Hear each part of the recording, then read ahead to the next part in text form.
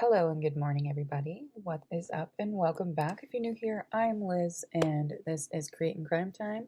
I'm your host. I sit down and I talk about some true crime, and sometimes there's art involved. If that piqued your interest, I highly suggest you hit that subscribe button, turn your bell notification on to all, and let's get into today's true crime case. Well, as you know, March has been all about satanic panic and the era of satanic panic. Well, we're going to be talking about another tough case. Today we're going to be talking about the West Memphis Three.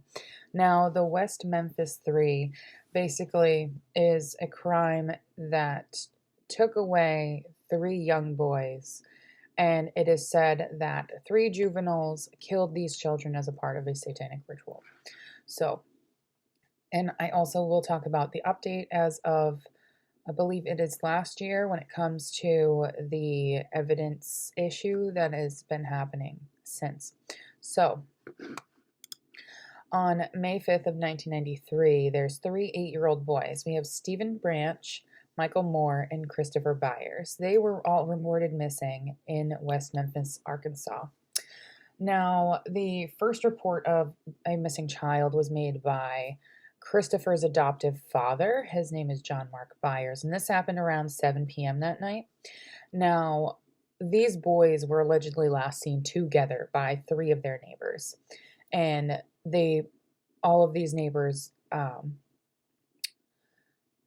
now, when their statement was recorded in an affidavit, they told police that they saw them playing together at around 6:30 p.m. that night, and then they disappeared. And they disappeared after seeing Terry Hobbs calling them to come home. Now, Terry Hobbs is Stephen Branch's stepfather. And initially, police searched that same night, but it was kind of limited. There were friends and family that conducted a search that night, and it also involved a visit to a location where the bodies would later be found. Now, there was a more thorough search that began for the kids on May 6th at around 8 a.m., and this is led by the Crittenden County Search and Rescue personnel. Now, these people, they searched all over West Memphis, but primarily focused on the Robin Hood Hills area, which is the area where the boys were last seen.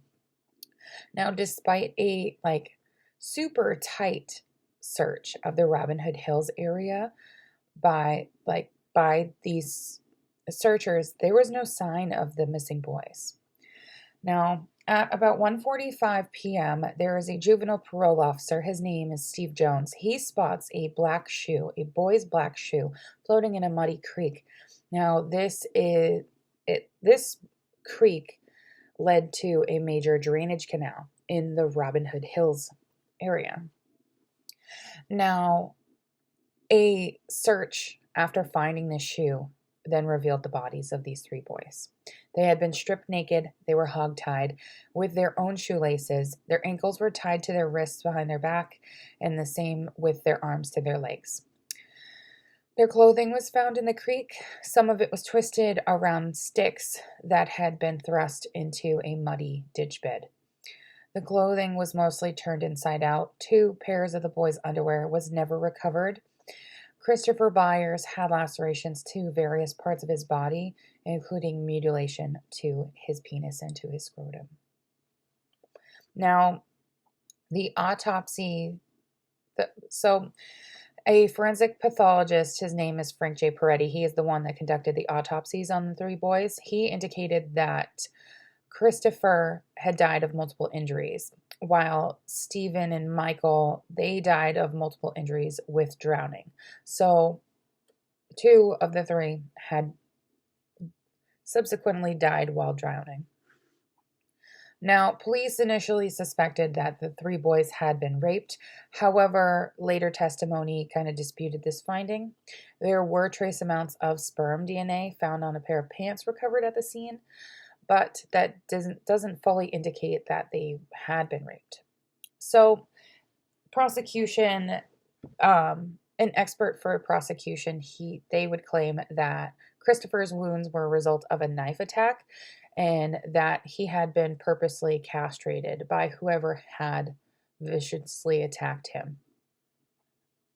Well, the experts for the defense, they claimed that the injuries were most likely done post-mortem due to an animal attacking the body. So that was kind of like their rebuttal when it came to the prosecution thinking that Christopher was purposely castrated. The defense thought it was an animal that severed his penis and his scrotum. So, police also believed that they were assaulted and killed at the location where they were found. A lot of people argue that the assault was unlikely to have occurred at the creek, but what we know is what we see based on evidence, which, we'll talk about more later. So, Christopher was the only one that had drugs in his system. He was on Ritalin, which was a part of his ADHD regimen. And he was prescribed this in January of 1993. Now, initially, the autopsy describes the drug as being carbamazepine, and that the dosage was at a subtherapeutic level, which carbamazepine is meant to be a downer. It's meant to slow you down, as is Ritalin. So, hence why, So, but based on what his dad said, that Christopher may not have taken his prescription on May 5th of 1993. Now, carbamazepine, the other name of that is Tegretol. Tegretol is medicine that's used for neuropathic pain and epilepsy. So, but they also use it for people that are diagnosed with schizophrenia and bipolar disorder. I've talked about Tegretol before in the video of the exorcism of Annalise Michel because she was also on Tegretol. So, how this ended up in his system. So, our three victims, we've talked about them: Stephen Branch, Christopher Byers, and James Moore. So, Steve was the son of Stephen and Pamela Branch. They were divorced when he was a baby. Now, his mother had custody of him, and she later married Terry Hobbs. So, Steve was about 4 feet 2 inches tall, and he weighed about 65 pounds, and he had blonde hair. He was last seen wearing a white t-shirt and blue jeans. He was riding a black and red bicycle. He lived with his mother, his stepfather, and his 4-year-old half-sister, Amanda. His body is buried at the Mount Zion Cemetery in Steele, Missouri. So, Christopher Byers, he is the son of Melissa DeFeer and Ricky Murray. His parents divorced when he was 4, and shortly afterwards, his mother married John Byers, which is his stepdad, and he adopted him. Now, Christopher was 8 years old at the time of his murder. He was 4 feet tall. He weighed 52 pounds. He had light brown hair. He was last seen wearing dark shoes, blue jeans, and a white long-sleeve t-shirt. He lived with his mother, his adoptive father, and his stepbrother, Sean Clark, who was 13. And according to his mom, he was a normal kid. He still believed in Santa Claus and the Easter Bunny. He is buried in the Forest Hill Cemetery in Memphis, Tennessee. Now, James Moore is our last victim. He was the son of Todd and Dana Moore. He was 4 feet 2 inches tall. He weighed 55 pounds. He was also 8 years old. He had brown hair at the time of his murder. He was last seen wearing blue pants, a blue Boy Scouts of America t-shirt, and an orange and blue Boy Scouts hat. He was riding a light green bike. He enjoyed wearing his Boy Scouts uniform even when he wasn't at meetings. And he was, quote unquote, known as like the leader of the three friends. He lived with his parents and his 9-year-old sister, Dawn. He is buried at the Crittenden Memorial Park Cemetery in Marion, Arkansas. There is a memorial that was erected for these three boys. In 1994, the memorial is located at the playground of the Weaver Elementary School in West Memphis, and this is where all of them were second grade students at the time of their murder. Now, in May 2013, for the 20th anniversary of their death, the school principal, Sheila Grissom, she raised funds to refurbish their memorial and make it more updated, like to clean it, make it so that it forever will still stay there. Now, here comes into our fun part. We're going to talk about some suspects in this case. So there was 3 that were arrested involved in this case. Jesse Miskelly Jr., he was 17, Jason Baldwin was 16, and Damien Echols, he's 18. Now, Jason and Damien had previously been arrested for vandalism and shoplifting, and Jesse had a reputation for his anger and fistfights in school with other teenagers. Now, Jesse and Damien dropped out of high school, but Jason is the only one that really stayed in school and stayed with what he was doing. He was highly talented when it came to his artistic abilities, and he was encouraged by one of his teachers to study graphic design in college. Now, Jason and Damien were very close friends, and they bonded over similar tastes in music and different types of books, like fiction books and different stories, and they shared their political beliefs and how they felt about the culture climate in West Memphis at the time, if you don't know where West Memphis is, it's in the Bible Belt. So it's in a very religious part of the United States. And obviously in this time that this happened, in the Satanic Panic era, here comes all the fundy crazies and the Evangelicans, and everybody was either you're Satan or you're preaching with God. So Damien and Jason, they didn't like what was around them. Basically, they weren't very religious boys. It's just too much in the area, which, I mean, some people can get highly offended when it comes to basically having the Bible thrown down your throat, but we're not going to go there. So Jason and Damien, they knew Jesse from school, but they weren't close friends with him. Damien's family was very poor. His family received visits from social workers. He rarely attended school, hence another reason why he dropped out.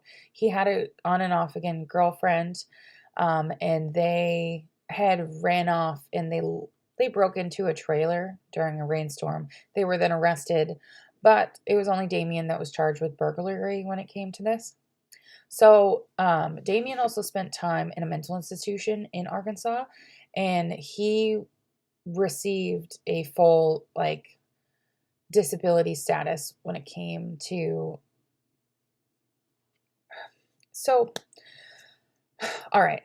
So he's deemed fully disabled. This is due to his serious mental illness, which is characterized by delusions, auditory and visual hallucinations, and he has a hard time processing what's around him. He has a lack of insight, and he has chronic and incapacitating mood swings. So he was deemed fully disabled by the Social Security Administration. And also during his trial, which obviously I've already said that he's been arrested, which is involved in the death of these 3 boys. The doctor, Dr. George Woods, talks about this. And so we'll also kind of go into what he was sentenced with and stuff like that afterwards. So there is 2 other teenagers that are suspects. They are Chris Morgan and Brian Holland. And early in the investigation, they were both considered suspects because of their drug offense histories. And they just abruptly departed for Oceanside, California, 4 days after the bodies were discovered. Now, Chris was presumed to be at least familiar with all 3 boys because he had previously driven an ice cream truck in their neighborhood. They were arrested on May 17th of 1993. They both took polygraph tests that were administered by the police in California. And they also, the examiners, they reported that both of the men's charts indicated that they were highly deceptive and they denied any involvement in the murders. During questioning following the polygraph tests, this is when Chris claimed to have a long history with drug and alcohol abuse, and he had blackouts and he had memory lapses, so he doesn't really remember anything. He claims that he might have killed them, but he quickly recanted part of this statement because he doesn't really know. So the police in California then sent blood and urine samples from Chris and Brian to the West Memphis Police Department, but there is no indication that they actually fully investigated these two as suspects following their arrest in California. Now, because of him claiming he might have killed them and then recanting, this statement was brought up during trial, but eventually it was barred from being used as evidence. Now, there is another alternative suspect. This is Mr. Bojangles. Now, it was cited that there was a black male, possibly part of this case at the beginning of, possibly at the beginning of Jesse's trial. Now, according to the West Memphis police officers, on the evening of May 5th of 1993, at about 8:42 p.m., workers inside of a Bojangles restaurant, which is about a mile away from the scene at the Robin Hood Hills area where they found the boys, they reported seeing a black male who seemed to be mentally disoriented inside of the restaurant's ladies' room. This man was bleeding and he had brushed against the wall inside of the bathroom. Now, Officer Regina Meeks, she responded to the call that was made by the restaurant's manager. But by the time that she had been able to come in, he had left. And they didn't enter the bathroom to check to see if there was any blood or anything in there. So the day after their bodies were found, the manager of Bojangles, his name is Marty King, he thought that there was a possible connection to the bloody man found in the bathroom. And he reported the incident to police officers who then inspected the ladies' room then. Now, apparently this man wore a blue cast-type brace on his arm that had white Velcro on it, which then would have made it severely difficult for him to tie up all three boys in the way that they were tied because they were hog-tied. If you have a cast on, I'm sorry. If you've never had to wear a cast, it is extremely hard to use your hands in a way that you normally do. Because, any rotation you have for your hands, it's blocked off. So, Marty then gave the officers a pair of sunglasses that he thought the man had left behind, and this is when the detectives finally took samples from the walls and the tiles in the bathroom. So, detective at the time, Bryn Ridge, testified that he later lost those blood scrapings, which is a big fuck up on his part. And there was a hair identified as belonging to a black male that was later recovered from a sheet wrapped around one of the victims as well. So, hence why this is an active, potential suspect. So,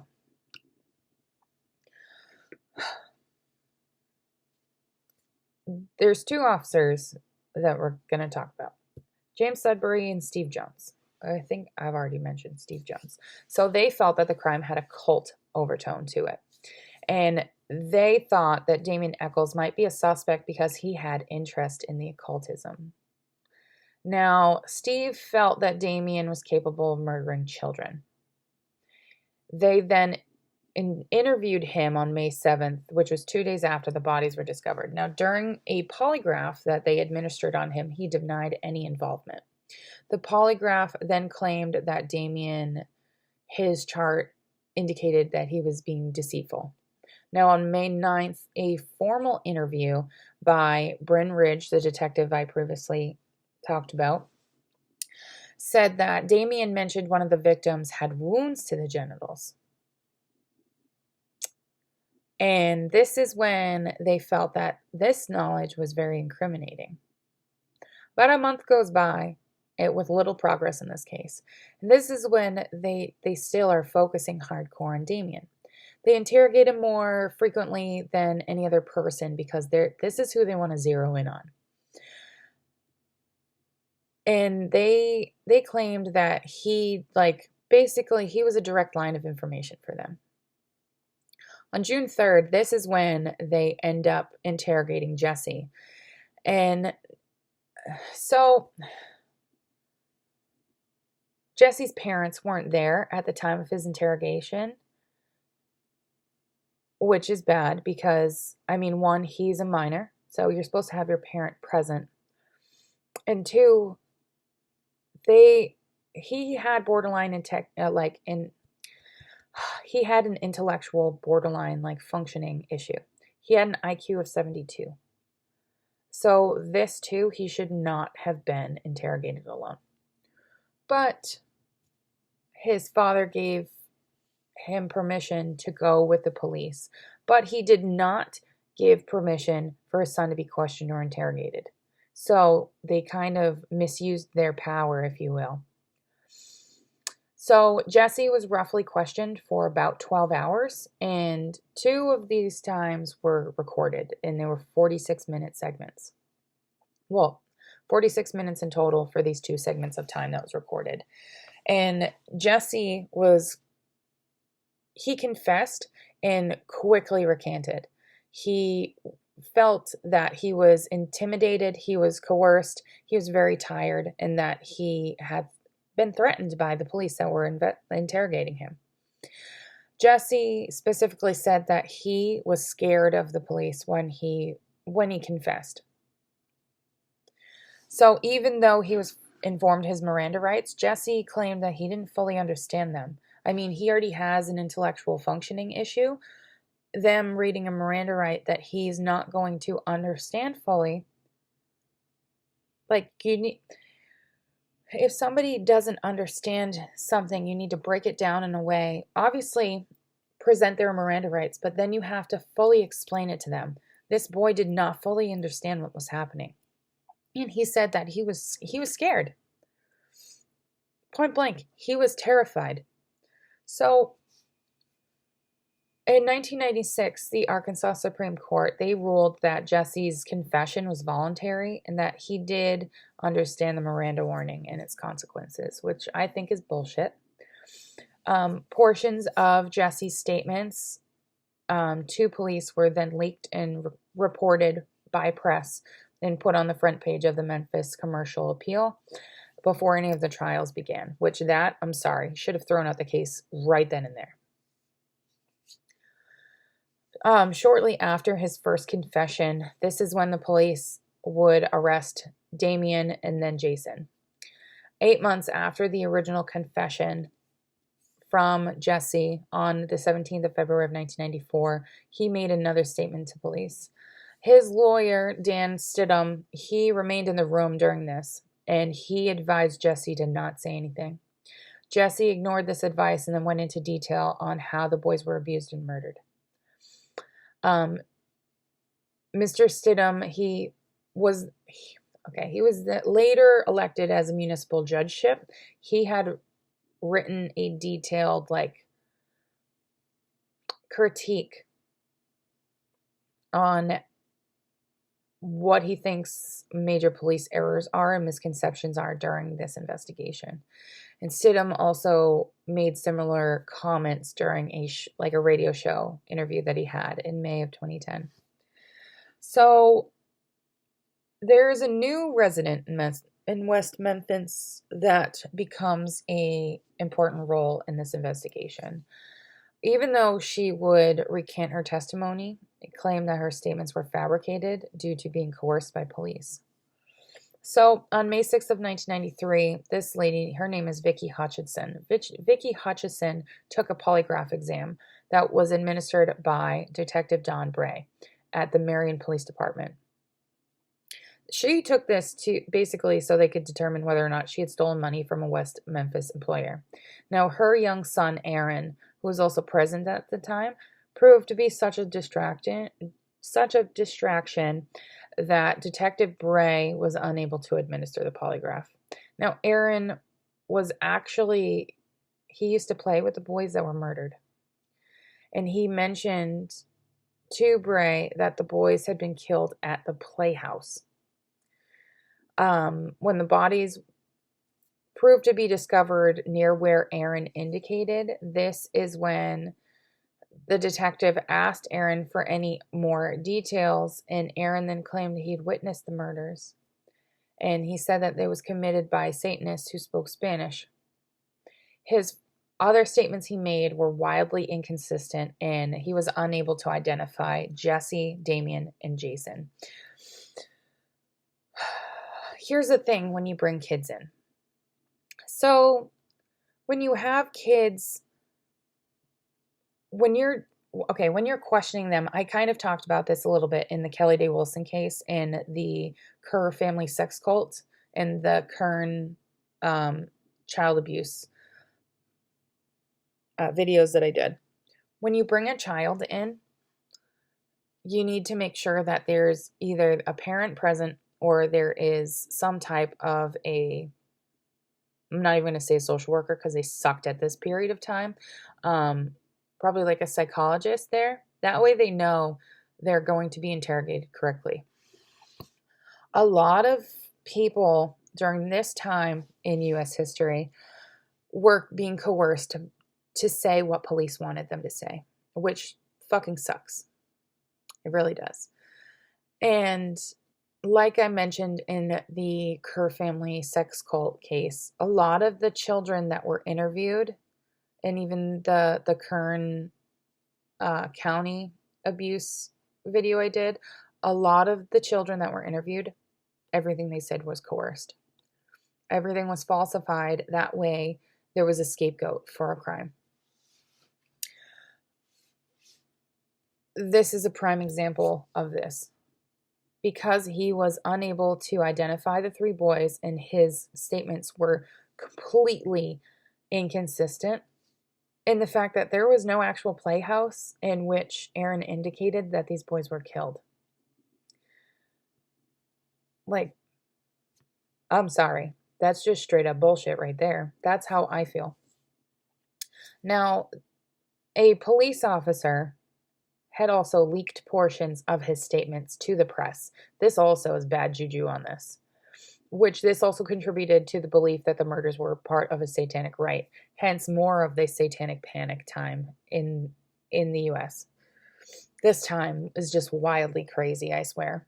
Now, on June 1st of 1993, this is when Vicky agreed to the suggestion of having a microphone hidden in her home during an encounter with Damien. And Jesse agreed to introduce Vicky to Damien. So during the conversation, apparently Vicky had reported that Damien didn't say anything incriminating. Police said that the recording was mostly inaudible, but Vicky claimed that the recording was audible. So there's a lot of back and forth when it comes to who they wanted to do this and what the police are saying, which is normal too. On June 2nd, Vicky told police that 2 weeks after the murders were committed, she, Damien, and Jesse all attended a Wiccan meeting in Turrell, Arkansas. Vicky also claimed that during this meeting, a drunken Damien, he openly bragged about killing the three boys. Jesse was first questioned on June 3rd of 1993 after Vicky made her confession. Now, Vicky was unable to recall this meeting location and did not name any other participant in this meeting. Vicky was never charged with theft, which she was initially brought in for a theft charge. She never was charged for it. She claimed that she implicated Damien and Jesse to avoid facing any criminal charges and to obtain a reward for the discovery of the murderers. So that's false intentions right there. I hope they withheld that reward because that bitch doesn't deserve it. So Jesse was tried separately, but Damien and Jason were tried together in 1994. Now, under what's called the Bruton Law, which the Bruton Law basically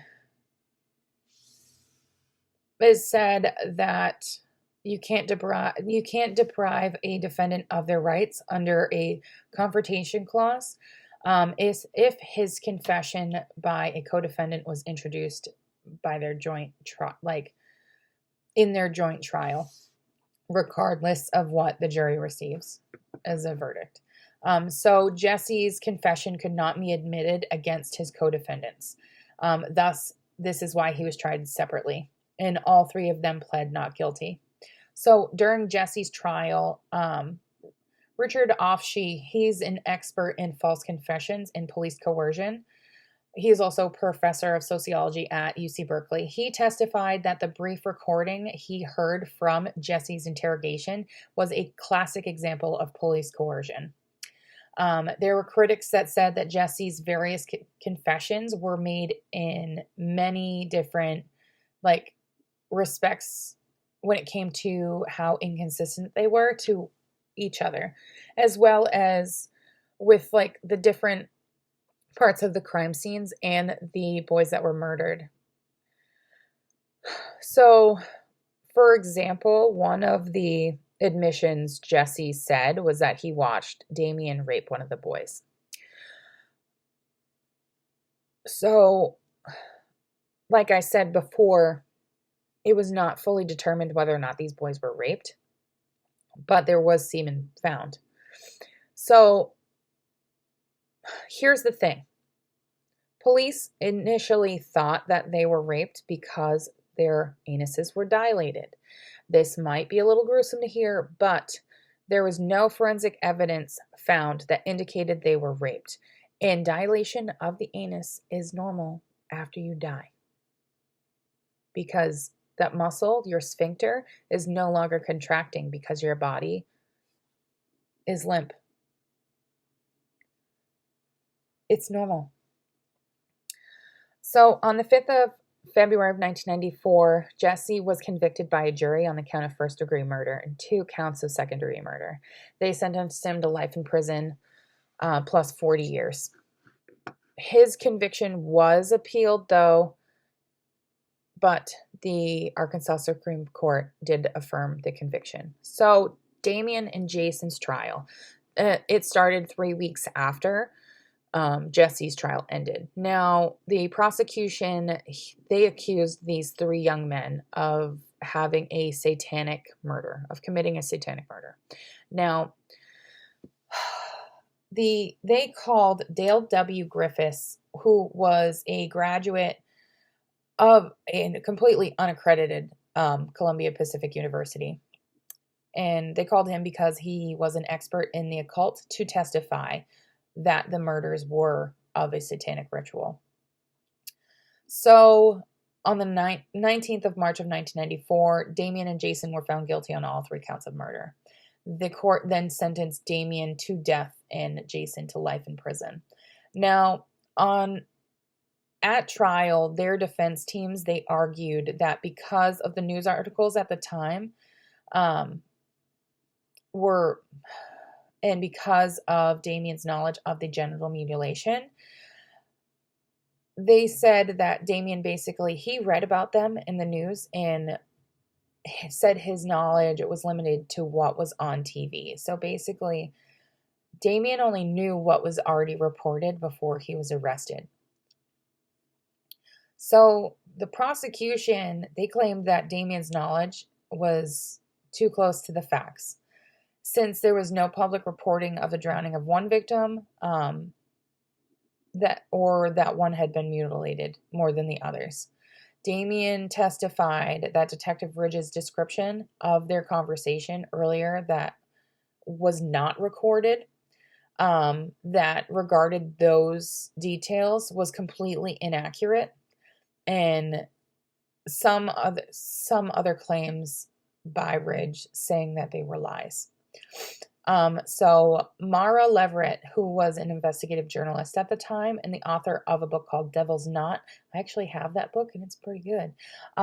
She argued that Damien's information may have come from the police leaks, such as Detective Gitchell, his comments to Mark Byers, Christopher's dad, that circulated amongst the local public at the time. So he could have heard it from somebody speaking around town. The defense team also objected when the prosecution, they then attempted to question Damien about his prior violent behaviors, but the objections were overruled. So here comes the aftermath. There was severe criticism on how the police handled this case and the crime scene. There was multiple errors made by the police when it came to the crime scene. It was literally trampled over, especially the creek bed. So everything basically was tampered with. The bodies had not been removed from the water before the coroner arrived to examine the scene and determine the state of rigor mortis. This allowed the bodies to decay on the creek bed and to be exposed by sunlight and insects. The police did not call the coroner until almost 2 hours after the discovery of the bodies, too. Or 2 hours after the discovery of the floating shoe that this resulted in basically the coroner was late. Officials then failed to drain the creek in a timely manner and to secure possible evidence in the water. The creek was sandbagged after the bodies were pulled from the water too. Sandbagging basically happens if generally they do it if there's going to be substantial amount of rain and stuff, but I guess they use the sandbags to just kind of keep the water where it was, where the bodies were. There was a small amount of blood that was found at the scene that was never tested. And so there was 2 different documentaries that were on HBO about this. Paradise Lost, The Child Murders at Robin Hood Hills, that came out in 1996. And then there's Paradise Lost 2, which is Revelations, that came out in 2000. Now, apparently, there was no blood found at the crime scene. This also indicates that the location where the bodies were found was not necessarily where the murders actually happened.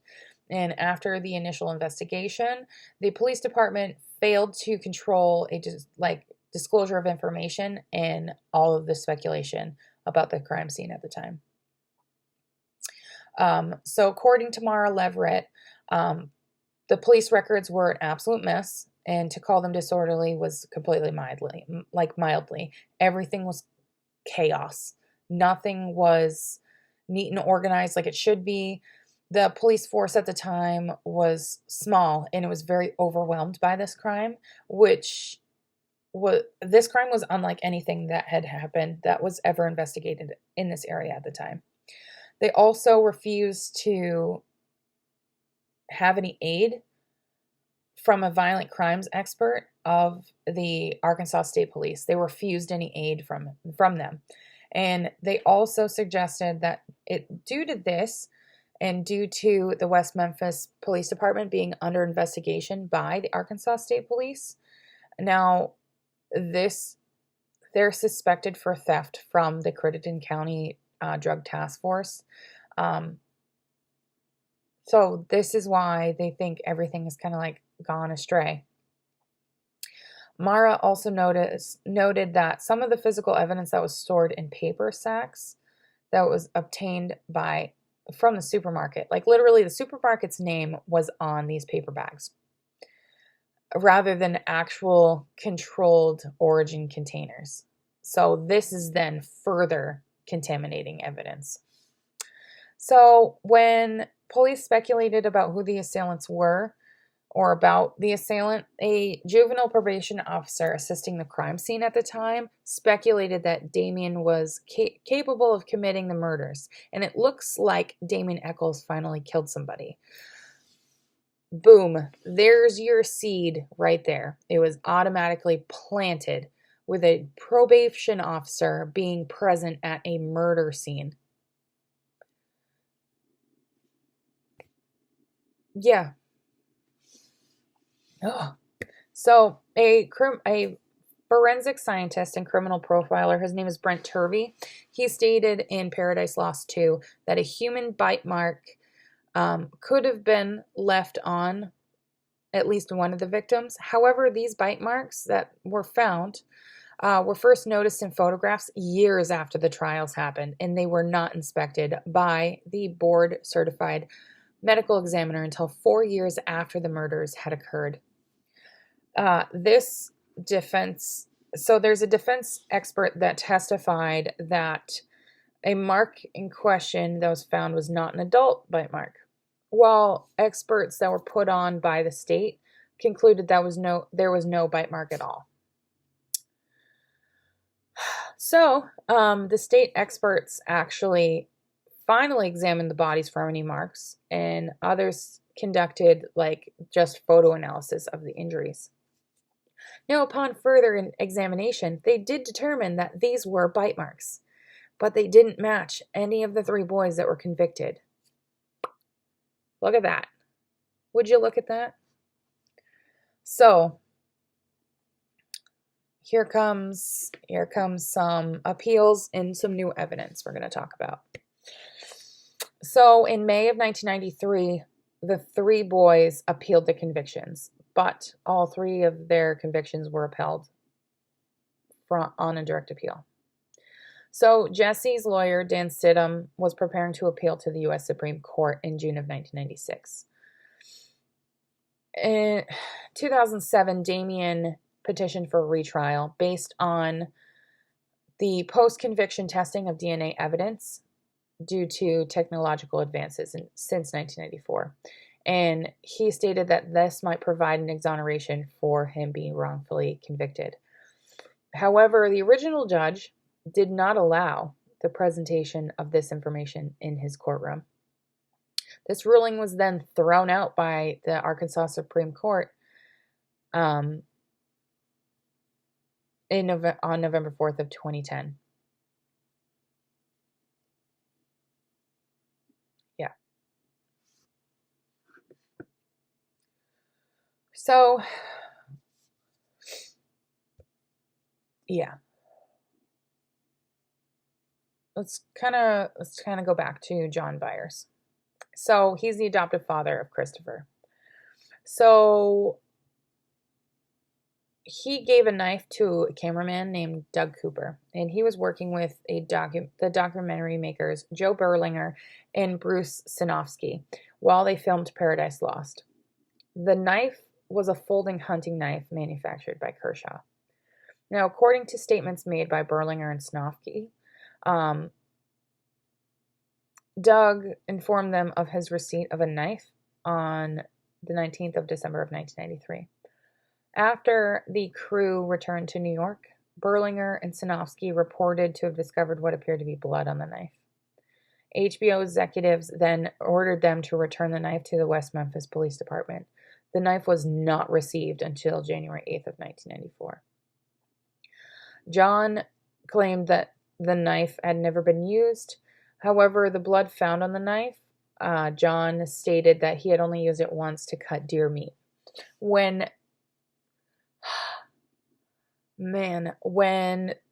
he was told that the blood matched his and Chris's blood type, he stated he had no idea how the blood might have gotten on the knife. And during interrogation, the West Memphis Police Department suggested that John, to the Byers, that he might have left the knife out accidentally, and apparently John agreed to this. John later stated that he may have cut his thumb. Further testing the knife produced inconclusive results about the source of blood. So there's an uncertainty when it comes to this small amount of blood found, because both John and Chris's DNA, they have the same DNA type or genotype, which is the HLA-DQA genotype. So he was administered a polygraph test, and he passed about the murders, and this was shown during Paradise Lost 2 Revelations. But the documentary did indicate that John was under the influence of several psychoactive prescription medications that could affect the test results. What did we talk about earlier? Tegretol, carbamazepine. It's a psychoactive prescription medication.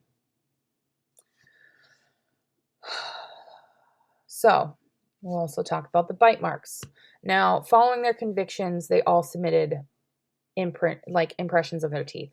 They were compared to the bite marks that were found on Stephen Branch's forehead.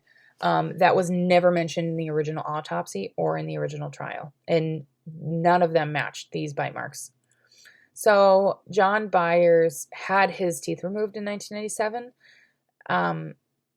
and this was after the first trial, before an imprint could be made. Now, his reasons for the removal of his teeth were contradictory. He claimed that the seizure medication he was taking, Tegretol, caused periodontal disease, and that he planned to remove them because of other types of dental problems he had for years. An expert examined the autopsy photos and noted that there was an imprint of a belt buckle on Chris's corpse, and he revealed that he had spanked. So John revealed he had spanked his stepson shortly before he disappeared. So something here is not right when it comes to John. No. So obviously we talked about Vicky. Now, she recanted her statement in 2003.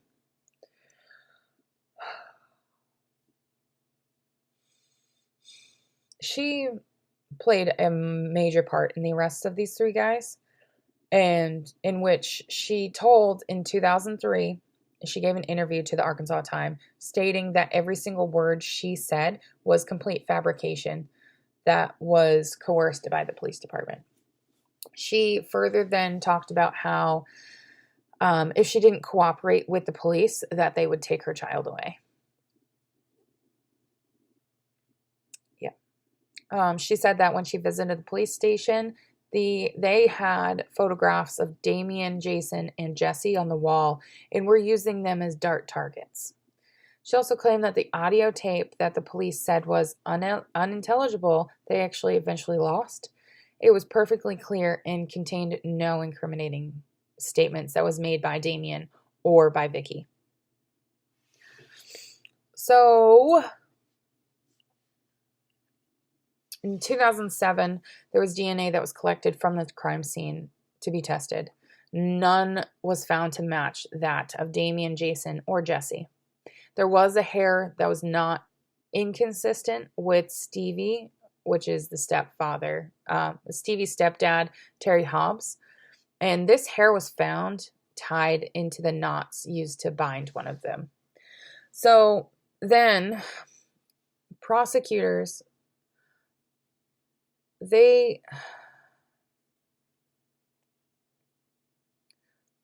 so basically, even with finding this DNA evidence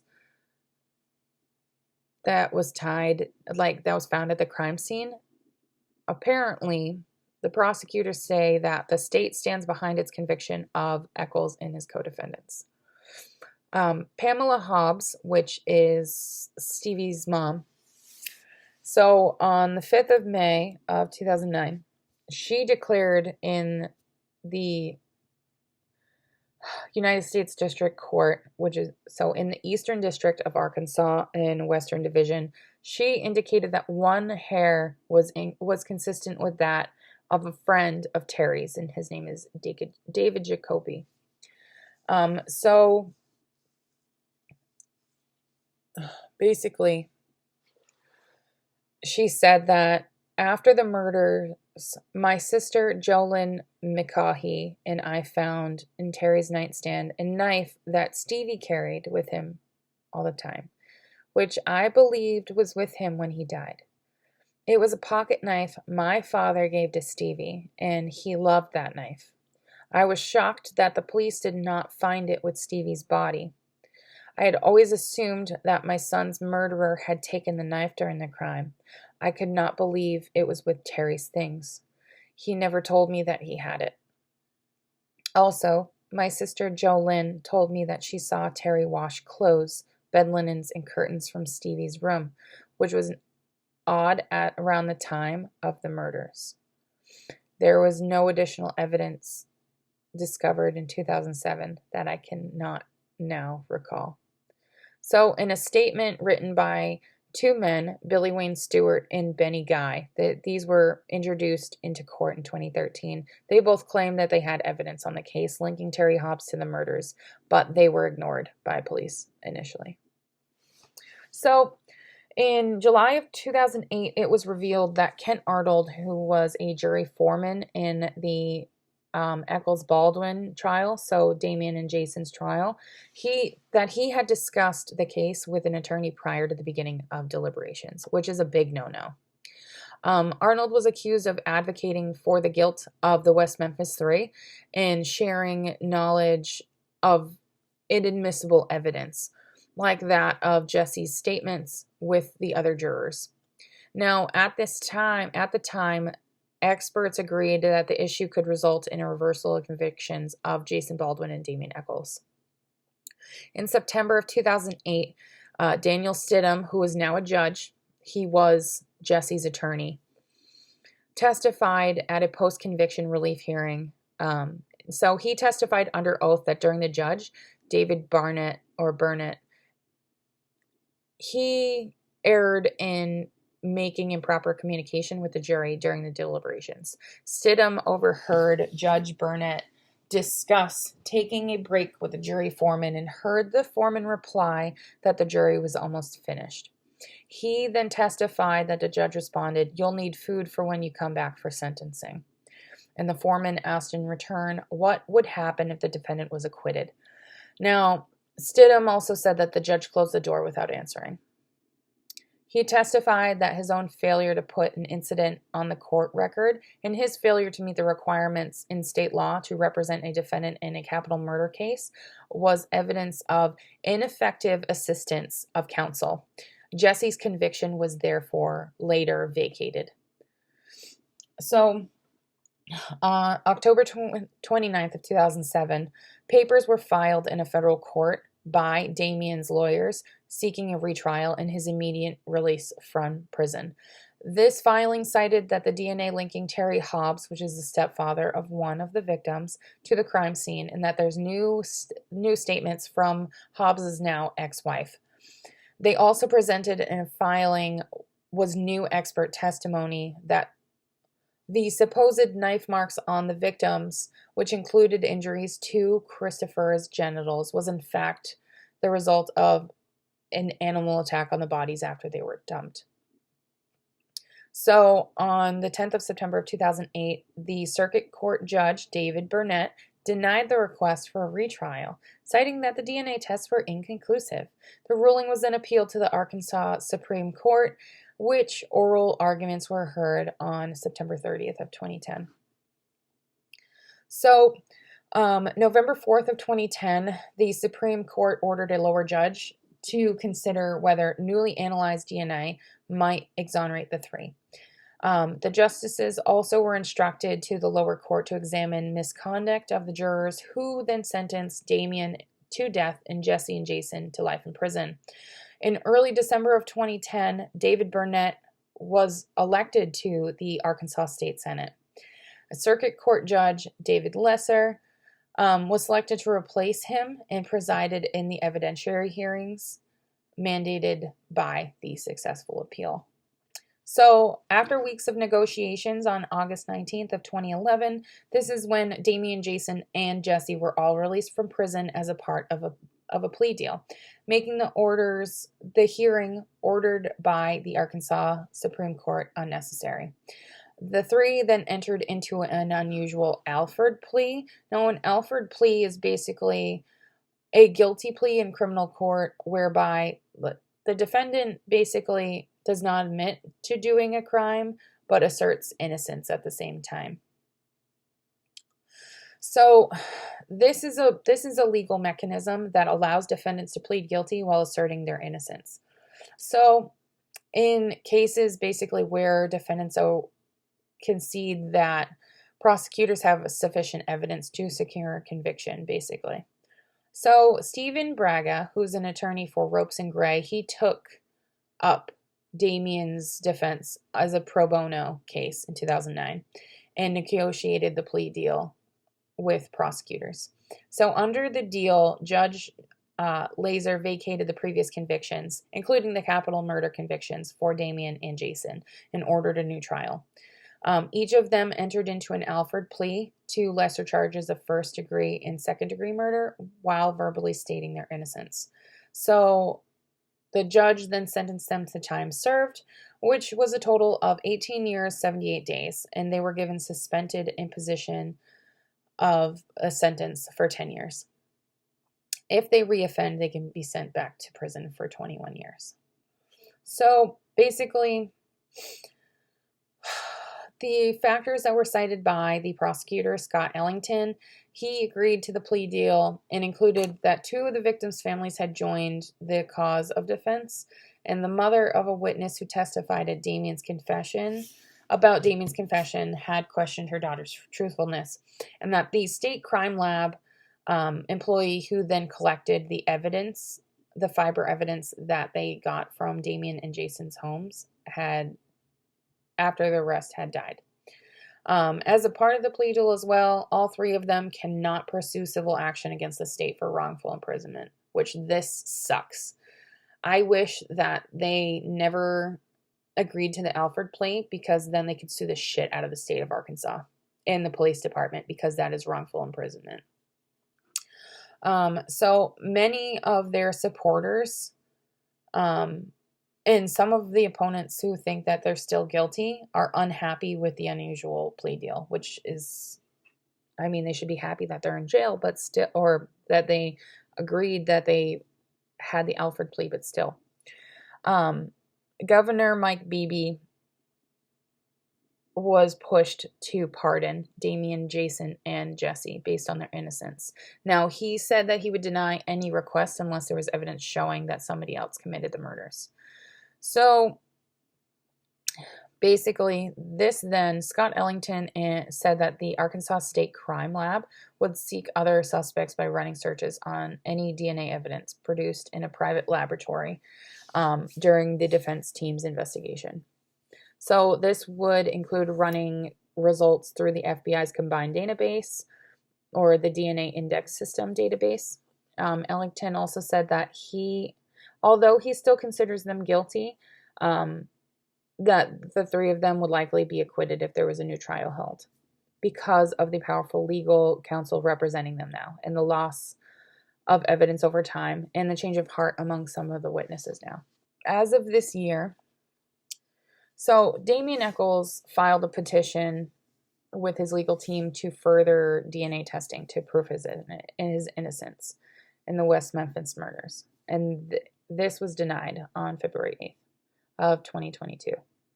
So according to Crittenden County, the court cannot grant retesting because of Act 1780 of a habeas corpus petition. And since the state can't agree to the court granting his request, basically. So they officially listed a host of reasons why the filing doesn't meet the state requirements. Basically, like, a lot of it being that none of the evidence was initially held in court when the conviction was entered, even though none of the evidence was formally introduced. I get what they did, but I don't get what they did at the same time, because he's trying to prove his innocence for something that he didn't do, but they keep putting him down in a way where, you still did this, stuff like that. So let's kind of talk about them a little bit. So Jesse Miskelly Jr., he was born on July 10th of 1975. He obviously was arrested with connections to the murder. So when he was released, he has become engaged to his high school girlfriend, and he enrolled in a community college, and he's been training as an auto mechanic. So he kind of has tried to rectify his life in a way to make it better.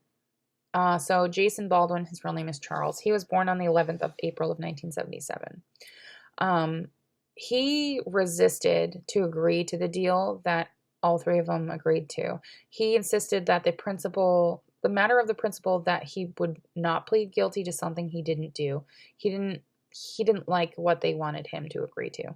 But he said that his refusal would have meant that him and Damien stayed on death row.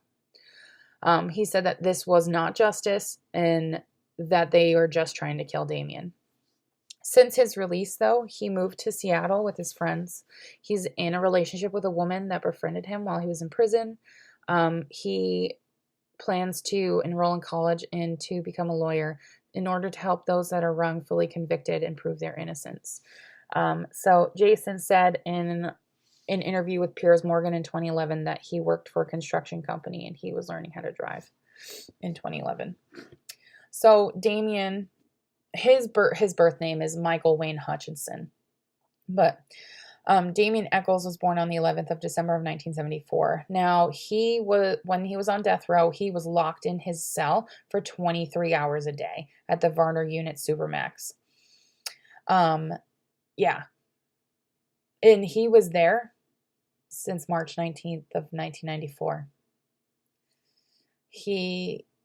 Until August of 2011, he was incarcerated at the Arkansas Department of Corrections, the Varner Unit Supermax, until August 2011. So he was in a Supermax unit for 23 hours a day. So a Supermax unit is basically, they only get to go outside of their cell for 1 hour a day. And the remainder of the day, they stay inside their cell because it helps with their rehabilitation.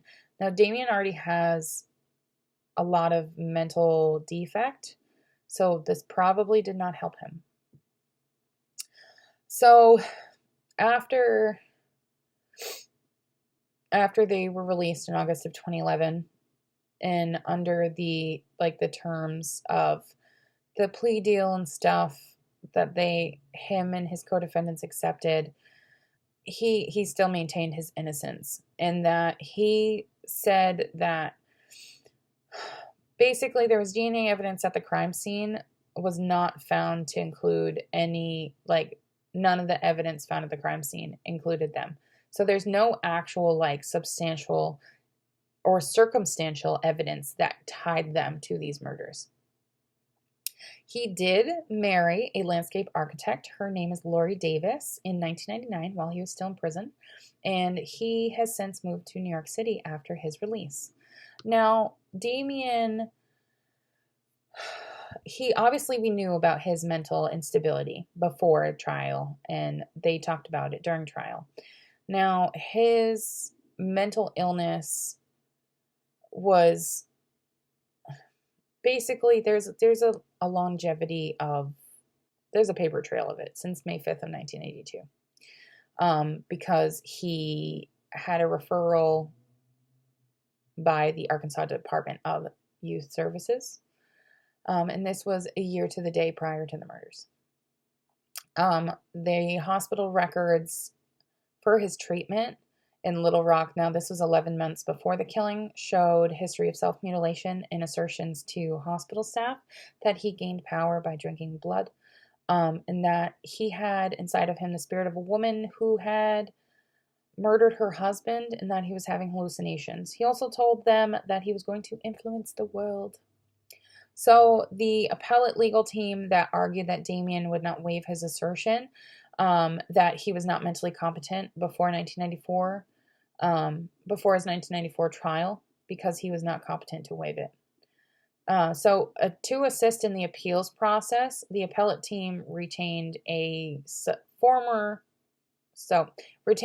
Berkeley, California-based forensic psychiatrist. His name is Dr. George Woods, which I kind of talked about a little bit earlier, to make their case when it comes to his mental competency. So Damien's lawyers claimed that his condition had worsened during the trial and he developed a psychotic euphoria. And this caused him to think that he would evolve into a superior entity. And eventually he would be transported to a different world. So his psychosis basically consumed his perceptions of everything that was happening around him, even in court. And Damien's mental state while he was in prison worsened, and it was called into question by the appellate team. So while he was in prison, he wrote a woman named Gloria Shettles, and she was an investigator for the defense team. Damien sought an overturn of his conviction based on a trial error, and this included juror misconduct, as well as DNA status result report filed in July 17th of 2007, which concluded that none of the genetic material that was found at the crime scene was anything that matched that of Damien, Jason, or Jesse. And although most of the genetic material that was recovered at the scene was attributable to the victims of the offenses, some of it cannot be attributed to the victims or the defendant. Advanced DNA and other scientific evidence that was found, combined with additional evidence from several different witnesses and experts, this was all released that had a strong case of doubt on its original convictions. And a hearing on Damien's petition for basically a writ of habeas corpus was held at the Federal District Court of Eastern District of Arkansas. So he fought hardcore to have everything overturned. So obviously he was released. They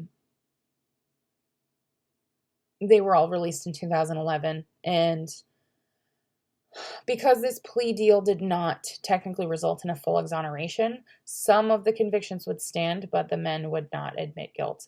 So all of their counsel that represent them say that they would still pursue a full exoneration of these charges because they didn't do it. So Damien and his wife, he did move to New York City afterwards, but he has since relocated to Salem, Mass. And he has no intentions of returning to Arkansas. He did a interview with Piers Morgan, and he said that he would like to have a career in writing and in visual arts. Damien also has a self-published memoir. It's called Almost Home, My Life Story, Volume 1. He wrote this while he was still in prison. And after he was released, he's had a number of media projects. He co-wrote lyrics to a song called Army Reserve. This is on Pearl Jam's self-titled album in 2006.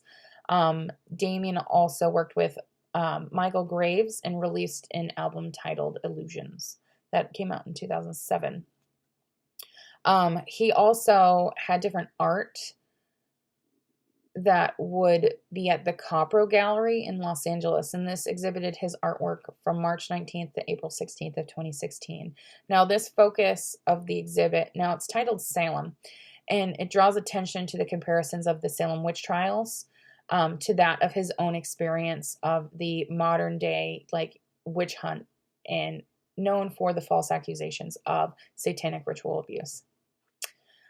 He also gave a presentation of his art processes at the Rubin Museum of Art on March 23rd of 2016. So it just passed its basically anniversary of him doing this. I have seen some of his artwork, and it's pretty good. Yeah. He's had other written works. He's done some spoken word performances. And he also provided the voice of Daryl, which is a fish man. Or fish situated on a robot body, in the episode 3 of the animated Netflix series, The Midnight Gospel, and that came out in 2020. So I know that was a lot of stuff, and this is a very long video. But I've wanted to cover the West Memphis Three for a while because of how much doubt there is in this case, and how much people coerced others into saying they committed a crime when really they didn't. Because These 3 boys were falsely imprisoned under pretenses that it's not justifiable. There's no DNA evidence that can tie any of them to this crime scene. Especially with that juvenile probation officer that said that Damien Echols did this, or Damien Echols finally killed somebody at the crime scene, and nobody was even really talking about him. Like, come on, man. It's some BS right there. So that, my friends, is the lovely case of the West Memphis Three. I personally hope that these 3 men are exonerated and they fully look into the other guy. I really hope that they find who did this, because I don't believe they did this at all. I think that Terry Hobbs had something to do with this. And I also think that Christopher's father had something to do with this too. So that, my friends, is the West Memphis 3 case, and I hope you guys enjoyed. I know it was a very long one, but I'll see you in tomorrow's video. Bye, guys.